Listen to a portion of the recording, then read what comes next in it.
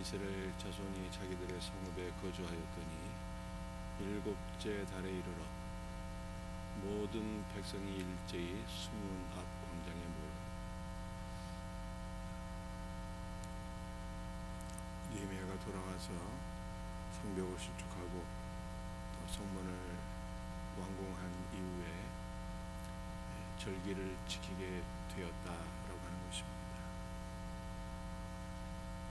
일곱째 달에 이르러 이 절기를 지켰다고 했는데, 특별히 2절 말씀을 보게 되면 일곱째 달 초하루의 절기를 지킨 거예요. 일곱째 달 초하루는 바로 나팔절이 되는 것입니다. 어린 양의 뿔로 만든 이 나팔을 부는 나팔절인 거죠. 순양의 뿔로 만든 나팔을 부는 나팔절인데, 이 나팔절은 속죄일을 준비하는 절기인 것입니다.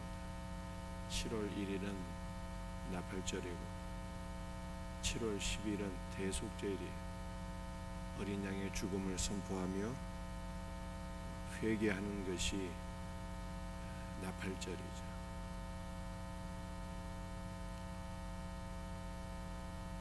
나팔절을 통해서 대속죄일을 준비하며 이 대속죄일에 모든 죄를 사함받게 되는 것입니다. 일곱째 달에 이르러 모든 백성이 일제히 수문 앞 광장에 모였다.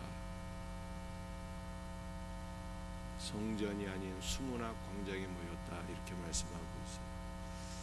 제사는 성전에서 드리게 되지만 하나님의 말씀을 듣고 예배하기 위하여 더 큰 장소가 필요했으니 모든 이스라엘 백성들이 수문 앞 광장에 모였다라고 말씀하고 있습니다.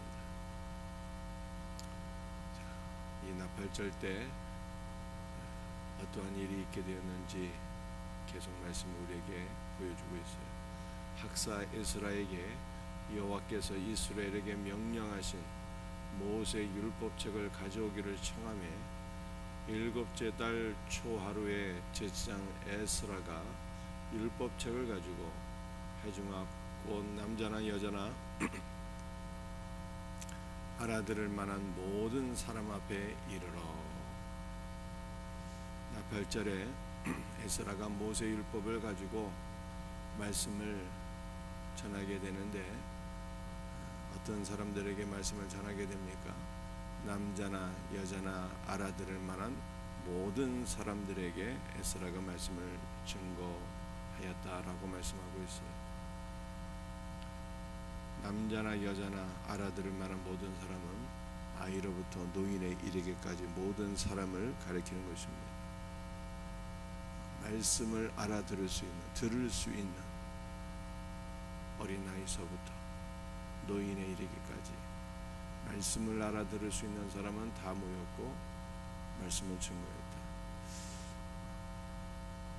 우리는 여기서 이제 우리 장년들과 학생들까지 다 모인 예배를 보게 되는데, 어린아이들이 들을 수는 있겠지만 어떻게 깨달을 수 있겠어요? 들을 수는 있지만 깨닫지 못했을 것입니다.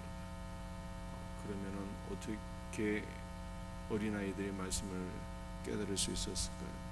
부모와 함께 어린아이들은 예배를 드리게 되지만 부모가 말씀을 깨닫고 나중에 돌아가게 될 때, 혹은 집에서 오늘 학자 에스라가 선포한 말씀이 어떠한 말씀이었는가 다시 한 번 더 재교육이 이루어졌을 것이다 라고 하는 거예요. 저는 모태신앙인데 어려서부터 주일학교 예배도 물론 열심히 참석했지만 때때로 장년 예배에 참석하는 것이 저는 개인적으로 좋았어요. 뭔지 모르지만 이 장년 예배 그 분위기, 그 예배 분위기만 해도 그냥 좋은 거죠. 예배 분위기만 해도 좋은 거예요.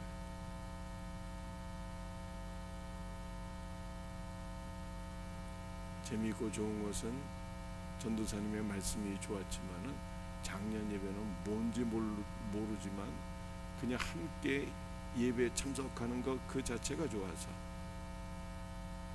종종 그런 예배에 참석했던 기억이 나요. 모든 이스라엘 백성들이 학자 에스라가 선포하는 말씀을 들었고 그 가운데는 자녀들도 있었겠지만 부모들은 다시 아이들에게 학자 에스라가 증거한 말씀을 재교육했을 것이다 라고 생각할 수 있습니다. 3절에 다시 한 번 더 학자 에스라가 말씀을 증거한 것을 보여주고 있는데, 수문학 광장에서 새벽부터 정오까지 말씀을 학자 에스라가 증거했다. 새벽부터 정오까지는 대략 6시간을 가리키는 것입니다. 6시간 말씀을 전했다.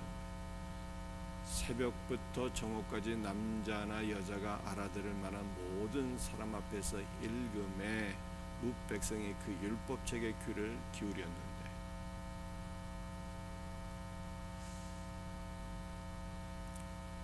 6시간 동안 말씀을 읽은 거죠. 어떻게 6시간 말씀을 읽을 수 있겠습니까?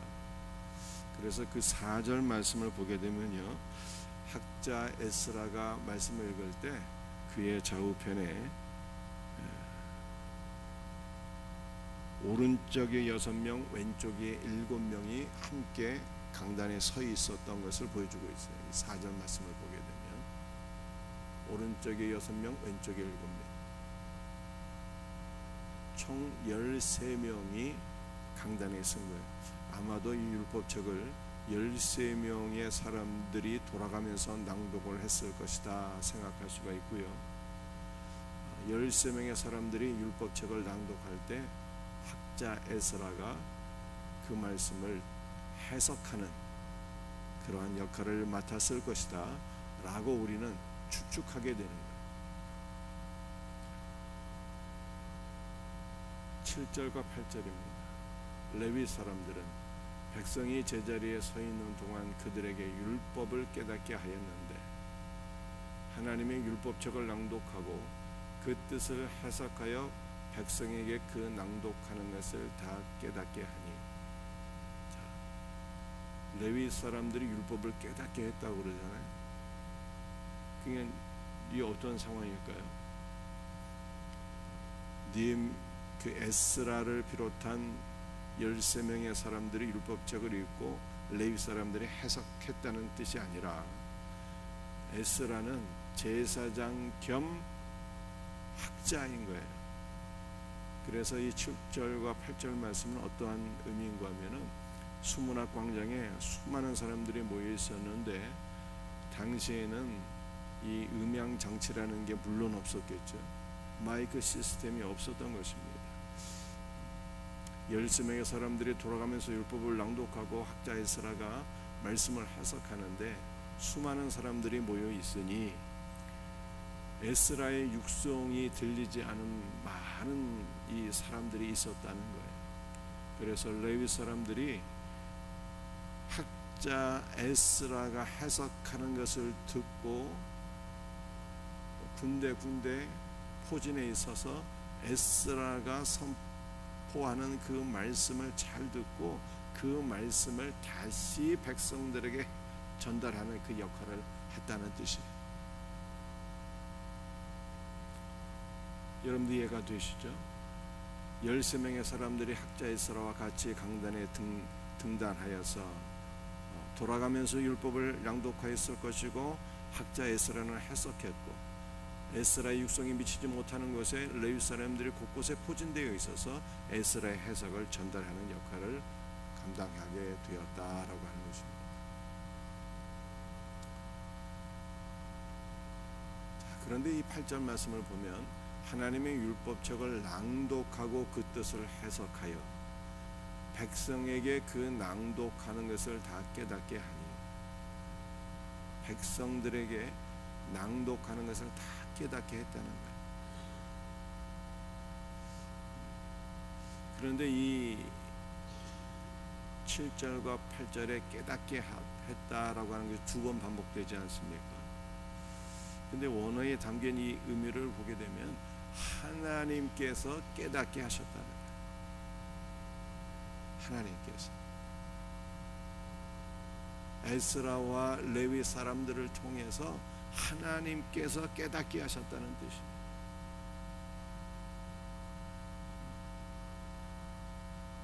설명을 잘해서가 아니라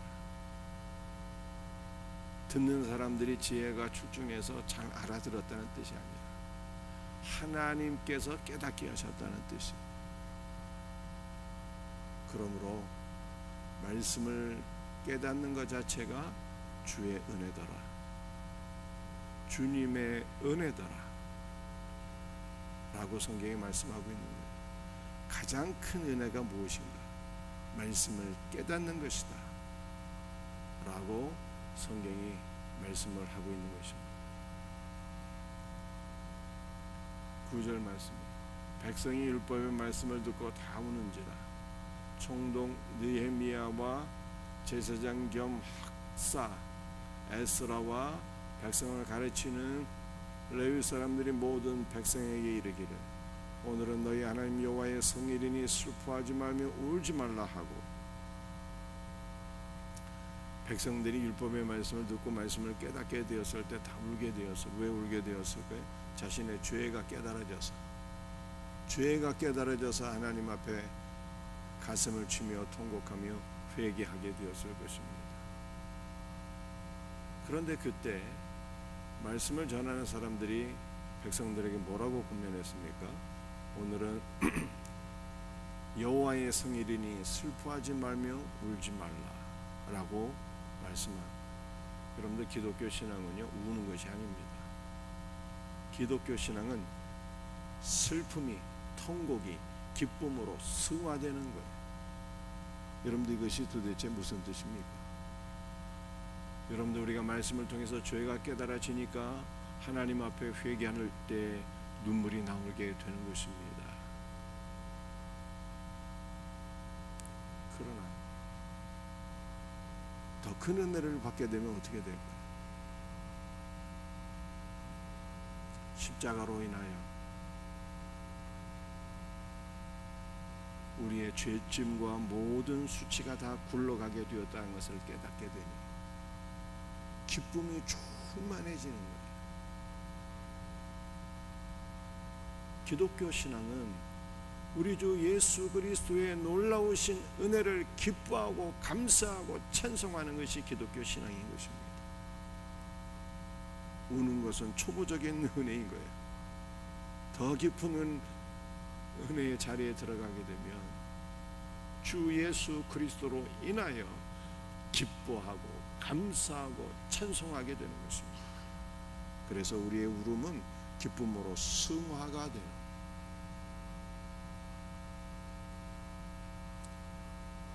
이걸 10절에서 다시 한번 말씀하고 있죠.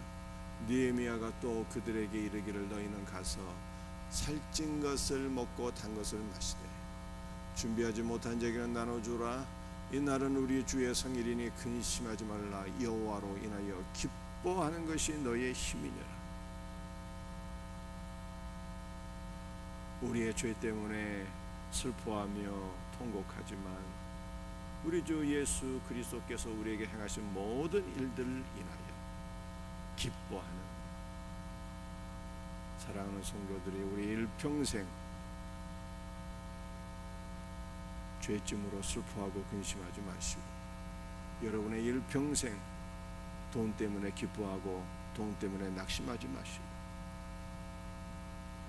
우리 주 예수 그리스도로 인하여 기뻐하고 감사하며 살 수 있기를 주 예수의 이름으로 축복합니다. 여러분들, 성일은 기뻐한, 은혜 받으면 기뻐해야 되는 거죠. 그리고 성일에는 어떻게 하라고 느헤미야가 교훈하고 있습니까? 살찐 것을 먹고 단 것을 마시고 주님의 은혜를 누리는 거예요. 주님의 은혜를. 그런데 주님의 은혜를 누릴 때 어떻게 누리라고 말씀하고 있습니까? 준비하지 못한 자에게는 나누어주는.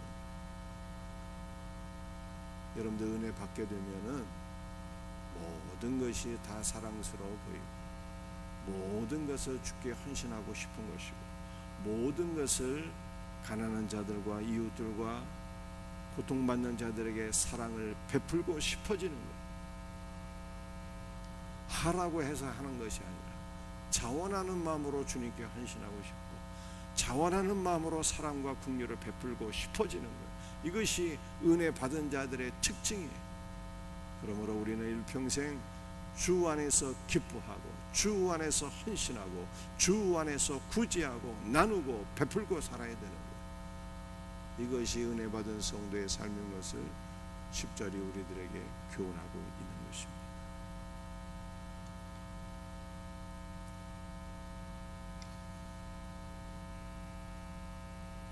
17절 말씀입니다.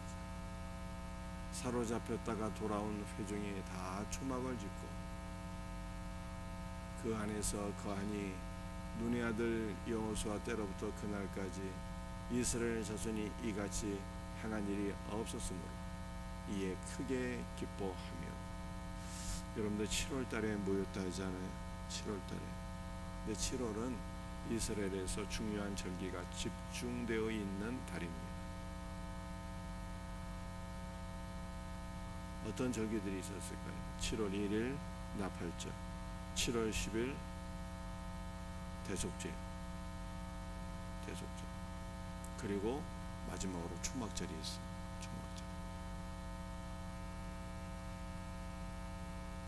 초막절이 있습니다. 그런데 이 7월 달에 사로잡혔다가 돌아온 회중들이 초막절을 지켰는데 여호수아 때로부터 그날까지 이같이 초막절을 지킨 때가 없었더라 라고 말씀하고 있습니다. 사로잡혔다가 돌아온 회중이 다 초막을 짓고 그 안에 거하게 되었어요. 여러분들, 이 초막절은 어떠한 절기입니까? 첫 번째로는 이스라엘 백성들이 출애굽한 이후에 광야 40년 동안에 이 초막 안에서, 장막 안에서 이 생활하지 않습니까? 장막 안에서 생활을 합니다. 이 장막은 한낮에 태양의 열기와 한밤에 이 광야의 추위로부터 지켜주는 그런 장막인 것입니다. 여러분들, 우리의 장막은 무엇입니까? 우리의 장막은 예수님이 우리의 장막. 요한복음 1장 말씀을 보게 되면 말씀이 육신이 되어 우리 가운데 거하시매 라고 말씀하고 있는데, 이 거하시매라고 하는 단어가 주 예수 그리스도의 성육신은 우리 위에 하늘 장막을 펼치신 사건이다 라고 하는 뜻입니다. 예수님이 우리의 장막이에요. 그 예수님이 우리를 지켜주시고 보호해 주시는 분입니다. 우리는 이 땅에 살지만 하늘 장막이신 예수 그리스도 안에서 하늘의 은혜를 누리며 살아가는 거예요. 여러분들, 초막절은 광야 40년 동안 이스라엘 백성들이 그 장막 안에 살았던 것을, 장막이 우리를 지켜주시고 보호해 주었던 것을 기념하고 감사하는 절기이죠. 그런데 이 초막절은요, 궁극적으로 무엇을 가리키는 것입니까? 초막절은 다시 오실 주 예수 그리스도를 소망하며 영원한 우리의 장막인 하늘의 새 예루살렘을 소망하며 살아가는 거예요. 이게 초막절의 영적 의미입니다. 여러분들, 광야 이 40년은 우리의 전 일생을 가리키는 것입니다. 여러분들, 우리는 우리의 전 일생 가운데 어디에 거해야 되는가? 우리의 남으로부터 죽을 때까지. 이것이 광야와 같은 삶인데 바로 장막 안에 거해야 되는 거예요. 우리의 장막이신 예수 그리스도 안에 거하게 될 때 예수님이 우리를 지켜주시고 보호해 주신다는 거예요. 뿐만 아니라 우리는 광야와 같은 이 세상을 살아갈 때에 소망하며 살아야 돼요. 소망하면서. 뭘 소망하면서 살아야 돼요? 다시 오실 예수 그리스도 안에서 완성될 거룩한 새 예루살렘을 소망하며 사는 것이 바로 초막절이에요. 그러므로 우리는 지금 이 땅에 두 발을 딛고 살아가지만 우리의 눈은 하늘에 고정되어 있어서 주 예수 그리스도의 재림과 완성될 거룩한 새 예루살렘을 소망하며 그렇게 믿음으로 살아가야 됩니다. 히브리서 말씀을 읽어보게 되면 아브라함과 이삭과 야곱은 하나님께서 지으실 거룩한 본향을 사모하며 살았는데, 그들이 떠나온 본향을 사모하는 것이 아니라 하늘 본향을 사모하며 살았는데, 하늘 본향을 사모하며 산 족장들을 우리 하나님께서 내가 그들의 하나님이 된 것이 자랑스럽다, 이렇게 말씀하십니다. 여러분들, 우리도 주 예수 그리스도의 재림으로 완성될 거룩한 새 예루살렘을 사모하며 살 때 하나님께서 여러분들을 기뻐하시고 자랑스럽게 생각하실 것을 믿으시기를 바랍니다. 말씀을 마치도록 하겠습니다. 학자 에스라가 말씀을 증거할 때 말씀을 다 깨닫게 되었는데, 이것이 주님의 은혜였다는 거예요. 복 중의 복은 말씀을 깨닫는 거예요. 말씀을 깨닫고 그 말씀 안에 구하며 말씀이신 그리스도를 만나며 말씀이신 그리스도와 더불어 연합되어진 복 중에 가장 큰 복이니 이 놀라운 은혜를 우리는 사모하며 살아야 되는 것입니다. 돌아온 백성들이 나팔절과 대속죄일과 초막절을 지키며 살았는데, 우리는 우리의 일평생 그리스도 안에 구하며 다시 오실 예수 그리스도의 재림을 통해서 완성될 거룩한 하나님의 나라 새 예루살렘을 소망하며 살아야 돼요. 이와 같은 은혜가 우리 모두에게 있기를 예수님의 이름으로 축복합니다. 기도하시겠습니다. 아버지 하나님, 감사와 찬송과 영광을 주 앞에 돌려드립니다. 주 예수여, 우리 모든 성도들에게 주께서 은혜를 베풀어 주셔서 주님의 말씀을 깨닫는 복된 은혜가 있기를 간절히 소원합니다. 말씀이신 주님을 만나기를 소원합니다. 말씀이신 예수 그리스도와 연합되어지는 복된 은혜가 있게 하여 주시옵소서. 주여, 이스라엘 백성들이 나팔절과 대속죄일과 초막절을 지켰던 것을 기억합니다. 우리의 일평생 우리의 장막 되시는 예수 그리스도 안에 거하게 하시며 예수 그리스도를 기뻐하고 소망하는 성도들 되게 하여 주시옵소서. 다시 오실 거룩한 우리 주 예수 그리스도의 재림을 통해서 완성될 영원한 하나님의 나라 거룩한 새 예루살렘을 소망하며 살아가는 축복된 성도들 되게 하여 주옵기를 간절히 소원하오며 예수님의 이름 받들어 간절히 기도드리옵나이다.